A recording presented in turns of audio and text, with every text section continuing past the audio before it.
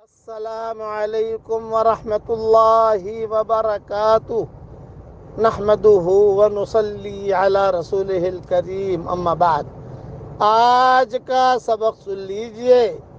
آج کے سبق کی سرخی ہے سخاوت سے دوستی کیجئے، پارٹ نمبر 57۔ حضرت ابو ہریرہ رضی اللہ تعالیٰ عنہ کی والدہ جو تھی وہ مشرکہ تھی۔ ابو ہریرہ مسلمان تھے، ایک ہی کمرے میں دونوں رہتے تھے، تو گھر میں بہت ہی انتشار رہتا تھا۔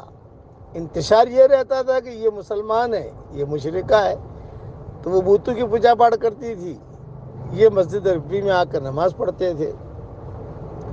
میں اس پر سنا رہا ہوں کہ سخاوت صرف پیسہ دینے کو نہیں کہتے، دعا دینے کو بھی سخاوت کہتے ہیں۔ بخیل آدمی وہ ہے جو دعا میں بخیلی کرے، کسی کو دعا بھی نہ دے، وہ سب سے بڑا بخیل ہے۔ بعض لوگ کہتے ہیں کہ میں اس کو دعا دوں گا، اچھی اگر قبول ہو گئی تو نہیں، آپ اچھی دعا بھی دیجئے، وہ بھی ایک قسم کی سخاوت ہے، ایک قسم کا صدقہ ہے، ایک قسم کی خیرات ہے۔ چنانچہ ایک مرتبہ رات کو ماں اور بیٹے میں ہوئی تھوڑی مچمچ۔ ماں نے غصے میں آ کر حضور صلی اللہ علیہ وسلم کے بارے میں کچھ کہہ دیا۔ ابو ہریرہ سے برداشت نہیں ہوا، یہ جو ہے روتے روتے دروازہ کھولا اور سیدھے حضور صلی اللہ علیہ وسلم کی خدمت میں پہنچے۔ تو آپ نے فرمایا ابھی کیوں رو رہے ہو، کیا بات ہے؟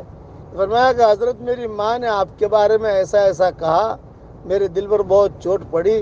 تو حضور صلی اللہ علیہ وسلم بہت حلیم طبیعت کے تھے، زیادہ جذبات میں نہیں آ جاتے تھے۔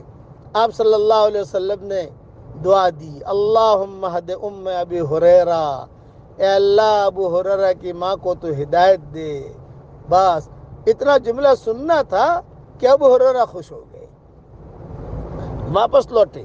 جب واپس لوٹے تو گھر کا دروازہ بند تھا، جیسے کوئی غسل کر رہا ہو۔ اس زمانے میں مکانات چھوٹے چھوٹے ہوتے تھے، اور جب قریب پہنچے تو ماں سمجھ گئی کہ ابو ہریرہ آئے، تو ابو کہا مہلن یا ابا ہریرہ، مہلن مہلن مہلن، یعنی ٹھہر، ابھی اندر مت آنا، اندر مت آنا۔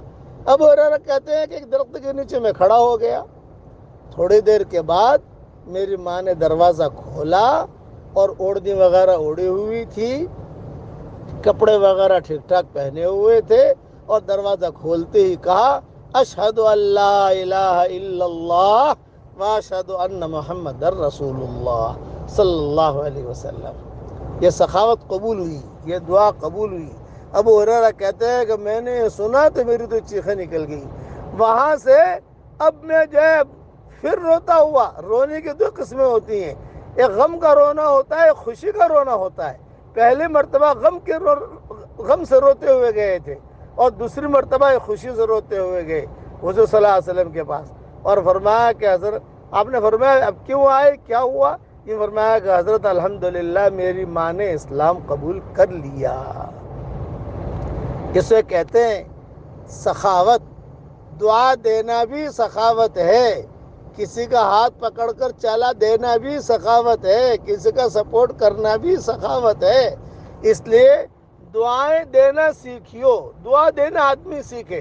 ساری مخلوق میں سے اللہ تیری مخلوق میں سے جو پریشان حال ہو تو ان کی پریشانیوں کو دور فرما، اور تیری مخلوق میں سے جس کی جو حاجت ہو وہ حاجت کا تو اس کا غیب سے تکفل فرما۔ جب اللہ سے لینا ہے تو تھوڑا کیوں لینا بھائی؟